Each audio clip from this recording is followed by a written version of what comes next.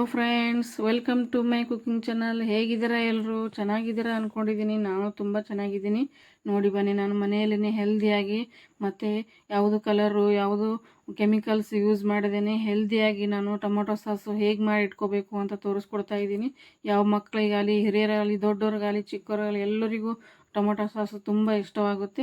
ಏನು colour chemicals ಹಾಕ್ದೇ ಹೆಲ್ದಿಯಾಗಿ ಹೇಗೆ ಮಾಡೋದು ಅಂತ ತೋರಿಸ್ಕೊಡ್ತಾ ಇದ್ದೀನಿ. ನೋಡಿ ಬನ್ನಿ, ನಾನು ಇಲ್ಲಿ 1.5 kg ಅಷ್ಟು ಟೊಮೊಟೊ ತಗೊಂಡು ಕೆಂಪ ಕಲರ್ ಇರಬೇಕು ಮತ್ತು ಟೊಮೊಟೊ ಹಣ್ಣಾಗಿರಬೇಕು. ನೀಟಾಗಿ ತೊಳೆದ್ಬಿಟ್ಟು ಒಂದು ಬಟ್ಟೆಯಲ್ಲಿ ಒರೆಸ್ಬಿಟ್ಟು ಇಟ್ಕೊಂಡಿದ್ದೀನಿ.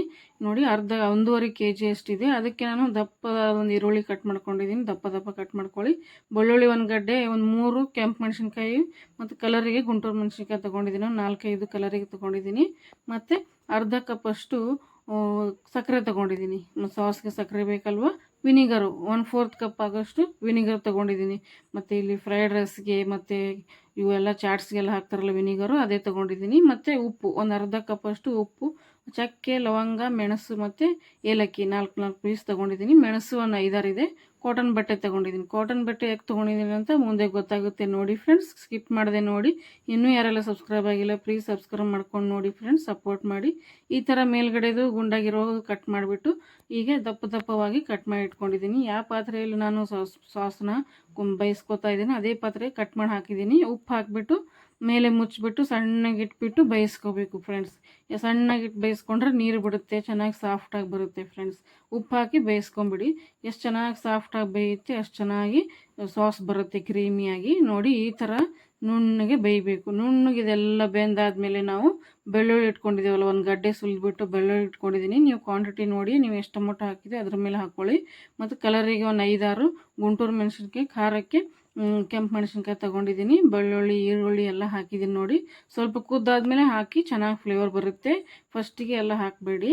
ಸ್ವಲ್ಪ ಕುದ್ದಾದ್ಮೇಲೆ ಬೆಳ್ಳುಳ್ಳಿ ಅದೆಲ್ಲ ಹಾಕಿ, ಈರುಳ್ಳಿ, ಕೆಂಪು ಮೆಣಸಿನ್ಕಾಯಿ ಎಲ್ಲ ನೋಡಿ ಅರ್ಧ ನಾನು ತಣ್ಣಗಾಗಬೇಕು ಫ್ರೆಂಡ್ಸ್. ಬಿಸಿ ಹಾಕಬೇಡಿ, ಸಿಡಿದ್ಬಿಡುತ್ತೆ. ತಣ್ಣಗಾಗಬೇಕು. ಟೊಮೊಟೊ ಎಲ್ಲ ಬೇಯಿಸಿರೋ ತಣ್ಣಗಾದ್ಮೇಲೆ ಅರ್ಧ ಹಾಕ್ಕೊಂಡು ಪೇಸ್ಟ್ ಮಾಡಬೇಕು. ನುಣ್ಣಗೆ ಪೇಸ್ಟ್ ಮಾಡ್ಕೋಬೇಕು. ಯಾವ ಪಾತ್ರೆಯಲ್ಲಿ ನಾನು ಬೇಯಿಸ್ತೀನಿ ನೋಡು ಸಾಸು, ಅದೇ ದಪ್ಪ ತಳದ ಪಾತ್ರೆ ತೊಗೋಬೇಕು. ದಪ್ಪ ತಳದ ಪಾತ್ರೆ ತೊಗೊಂಡಿದ್ದೀನಲ್ಲ, ಅದರಲ್ಲಿ ನಾನು ರುಬ್ಬಿರೋ ಈ ಟೊಮೊಟೊ ಮಿಕ್ಸರ್ನ ಈಗ ನೋಡಿ ಸಣ್ಣಗೆ ಒಂದು ಜರಡಿ ತೊಗೊಂಡು, ಚರಣಿ ಅಂತೀರಾ ಏನಂತೀರಾ, ಇದನ್ನು ಸೋಸೋದು, ಅದರಲ್ಲಿ ಸ್ವಲ್ಪ ಹಾಕ್ಕೊಂಡು ಈ ಥರ ಸೋಸ್ತಾ ಇದ್ದೀನಿ. ನೋಡಿ ಎಷ್ಟು ಚೆನ್ನಾಗಿದೆಲ್ಲ ನೀಟಾಗಿ ಸೋಸ್ತೀರಾ, ಅದೆಲ್ಲ ಸಿಪ್ಪೆ ಎಲ್ಲ ಮೇಲೆ ಬರುತ್ತೆ. ಮತ್ತು ನುಣ್ಣಗಾಗಿರೋ ಕ್ರೀಮಿ ಟೆಕ್ಸ್ಚರು ತಳಗೆ ಬರುತ್ತೆ ಟೊಮೊಟೊ ಸಾಸ್. ನೋಡಿ ಎಷ್ಟು ಚೆನ್ನಾಗಿ ಬಂದಿದೆ. ತಳಗೆ ನೋಡಿ ಒಂದು ಸ್ವಲ್ಪನೂ ಏನೂ ಕಾಣಿಸ್ತಾ ಇಲ್ಲ, ಅಷ್ಟು ಸಾಫ್ಟಾಗಿ ಟೊಮೊಟೊ ನೋಡಿ ಹೆಂಗೆ ಬಂದಿದೆ. ಎಲ್ಲ ನೀಟಾಗಿ ಈ ಥರ ಬರಬೇಕು. ಮೇಲ್ಗಡೆ ಎಲ್ಲ ತಪ್ಪರಿ ಎಲ್ಲ ತೆಗೆದು ಚೆಲ್ಬಿಡಿ. ಇಲ್ಲಾಂದರೆ ಯೂಸ್ ಮಾಡ್ಕೋತೀರಾ ಅಂದರೆ ಬಿಸಿಲಲ್ಲಿ ಒಣಗಿ ಪೌಡ್ರ್ ಮಾಡಿ ಇಟ್ಕೋಬೋದು. ಚಾಟ್ ಗೀಟ್ ಮಾಡಿದಾಗ ಅದು ಮೇಲೆ ಉದಿಸ್ಕೊಂಡು ತಿಂದರೆ ಟ್ಯಾಂಗಿಯಾಗಿ ಚೆನ್ನಾಗಿರುತ್ತೆ. ನೋಡಿ ಅರ್ಧ ಹಾಕ್ಕೋತಾ ಇದ್ದೀನಿ. ಬೇಯಿಸಿರೋ ಟೊಮೊಟೊನ ನಾನು ಅರ್ಧ ಹಾಕ್ಕೊಂಡು ಈ ಥರ ಸ್ಟ್ರೈನರಲ್ಲಿ ಸ್ಟ್ರೈನ್ ಮಾಡ್ಕೋತಾ ಇದ್ದೀನಿ. ಸ್ವಲ್ಪ ಹಾಕಿ ಸ್ಟ್ರೈನ್ ಮಾಡ್ಕೊಳ್ಳಿ. ಎಲ್ಲ ಸಿಪ್ಪೆ ಎಲ್ಲ ಮೇಲ್ಗಡೆ ಇರುತ್ತೆ. ಟೊಮೊಟೊಲ್ಲಿ ಬೀಜ ಇರುತ್ತಲ್ಲ, ಅದೆಲ್ಲ ಮೇಲೇ ಉಳ್ಕೊಳ್ಳುತ್ತೆ. ನಿಧಾನಕ್ಕೆ ಸ್ವಲ್ಪ ಸ್ಟ್ರೈನ್ ಮಾಡ್ಕೊಡಿ ಫ್ರೆಂಡ್ಸ್. ನೋಡಿ ಅಂಗಡಿಯಲ್ಲೆಲ್ಲ ಸಿಗುತ್ತಲ್ಲ, ಅದೆಲ್ಲ ಅನ್ಹೆಲ್ದಿ ಫ್ರೆಂಡ್ಸ್. ಸಿಕ್ಕಾಪಟ್ಟೆ ಕೆಮಿಕಲ್ಸು ಮತ್ತು ಸಿಕ್ಕಾಪಟ್ಟೆ ಆಯಿಲು ಏನೋ ಬೇರೆ ಎಲ್ಲ ಥರ ಹಾಕಿ ಜಾಸ್ತಿ ದಿನ ಬರೋ ಹಾಗೆ ಮಾಡಿರ್ತಾರೆ. ತುಂಬ ಒಳ್ಳೆಯದಲ್ಲ, ಮಕ್ಕಳಿಗೆ ಭಾರಿ ಕೆಟ್ಟದು. ಕ್ಯಾನ್ಸರ್ ಎಲ್ಲ ಬರುತ್ತೆ ಹೊರಗಡೆ ಸಾಸ್ ತಿಂದರೆ. ಅದಕ್ಕೆ ಮನೆಯಲ್ಲಿ ಈಸಿಯಾಗಿ ಮಾಡ್ಕೊಳ್ಳಿ. ಇನ್ನೇನು ಟೊಮೊಟೊ ಸಿಕ್ಕಾಪಟ್ಟೆ ಕಮ್ಮಿ ರೇಟಲ್ಲಿ ಸಿಗ್ತಾ ಇದೆ. ಮಾಡಿಕೊಡಿ ಬೇಗ. ಮನೆಯಲ್ಲಿ ಮಾಡ್ಕೊಂಡು ಇಟ್ಕೊಂಡ್ರೆ ಹೆಲ್ದಿಯಾಗಿ ಮಕ್ಕಳಿಗೆ ಕೊಡ್ಬೋದು. ನೋಡಿ ಇಲ್ಲಿ ಎಲ್ಲ ಮಿಕ್ಸಿ ಮಾಡಿಬಿಟ್ಟು ಗ್ಯಾಸ್ ಮೇಲೆ ಇಟ್ಟಿದ್ದೀನಿ. ನೋಡಿ ಎಲ್ಲ ಮಿಕ್ಸಿ ಮಾಡಿ ಸೋಸಿಬಿಟ್ಟು ಉಳಿದಿರೋ ಉಪ್ಪು ಮತ್ತು ಸಕ್ಕರೆ ಹಾಕಿದ್ದೀನಿ. ಕಲಿಸ್ಬಿಟ್ಟು ಈಗ ವಿನಿಗರ್ ಹಾಕೋತಾ ಇದ್ದೀನಿ. ನೋಡಿ ವಿನಿಗರ್ ಯಾಕೆ ಹಾಕ್ಕೊಡ್ತೀವಿ ಅಂದರೆ ಜಾಸ್ತಿ ದಿನ ಏನೂ ಆಗೋಲ್ಲ ಫ್ರೆಂಡ್ಸ್. ಮತ್ತು ಅದಕ್ಕೆ ಒಳ್ಳೆ ಸಾಸ್ ಟೆಕ್ಸ್ಚರ್ ಕೊಡುತ್ತೆ ಮತ್ತು ಟೇಸ್ಟು ಬರುತ್ತೆ. ಈಗ ನೋಡಿ ಕಾಟನ್ ಬಟ್ಟೆ ಯಾಕೆ ತೊಗೊಂಡಿನಿ ಗೊತ್ತಾಯ್ತಾ ಫ್ರೆಂಡ್ಸ್? ಇದೆಲ್ಲ ಸ್ಪೈಸಸ್ ಹಾಕಿ ಕಟ್ಟಿ ಒಳಗಡೆ ಸಾಸಲ್ಲಿ ಕುದಿಯುವಾಗ ಎಸೆದು ಬಿಡಬೇಕು ಫ್ರೆಂಡ್ಸ್. ಒಳಗಡೆ ಹಾಕಿ ಚೆನ್ನಾಗಿ ಕುದಿಯುತ್ತಲ್ಲ, ಅದ್ರ ಜ್ಯೂಸ್ ಎಲ್ಲ ಬಿಡುತ್ತೆ ಫ್ರೆಂಡ್ಸ್. ನೀವು ಬೇಕಾದರೆ ಕುದಿಯುವಾಗ ಹಾಕೋಬೋದು, ಜಾಸ್ತಿ ಸ್ಪೈಸಿ ಬೇಕಾದರೆ.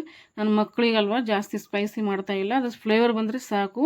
ಒಳ್ಳೆ ಹೊರಗಡೆ ಹೇಗೆ ಸಿಗುತ್ತಲ್ಲ ಟೊಮೊಟೊ ಸಾಸು, ಅದಕ್ಕಿಂತ 100% ಜಾಸ್ತಿನೇ ಇದು ಟೇಸ್ಟಿಯಾಗಿ ಬರುತ್ತೆ. ಸಿಕ್ಕಾಪಟ್ಟೆ ಹೆಲ್ದಿ ಫ್ರೆಂಡ್ಸ್, ಸಿಕ್ಕಾಪಟ್ಟೆ ಟೇಸ್ಟಿಯಾಗಿ ಬರುತ್ತೆ. ನೀವು ಹೊರಗಡೆ ಸಾಸ್ ತಿನ್ನೋದೇ ಬಿಡ್ತೀರಾ ಈ ಥರ ನೀವು ಸಾಸ್ ಮಾಡ್ಕೊಂಡು ತಿಂದರೆ.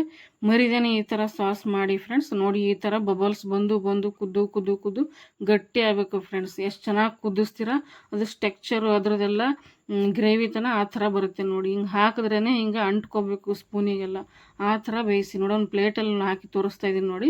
ಸ್ವಲ್ಪನೇ ಜಾಗ ಬಿಡಬೇಕು, ಯಾಕಂದರೆ ಇದು ಆರಿದ ಮೇಲೆ ಸ್ವಲ್ಪ ಗಟ್ಟಿ ಬರುತ್ತೆ. ಅದಕ್ಕೆ ಇಷ್ಟು ಸ್ವಲ್ಪ ಜಾಗ ಬಿಟ್ಟರೆ ಸಾಕು. ಈ ಥರ ಬರಬೇಕು ಫ್ರೆಂಡ್ಸ್. ಈ ಥರ ಬಂದರೆ ಪೂರ್ತಿ ತಣ್ಣಗಾದ್ಮೇಲೆ ನೋಡಿ ಎಷ್ಟು ಚೆನ್ನಾಗಿ ಗಟ್ಟಿ ಆಗ್ಬಿಡ್ತು. ಬಿಲ್ಕುಲ್ ಸೂಪರಾಗಿ ಕರೆಕ್ಟಾಗಿ 100% ಕೆಚಪ್ಕಿನ್ನ ಸೂಪರಾಗಿ ಬಂದಿದೆ ಫ್ರೆಂಡ್ಸ್.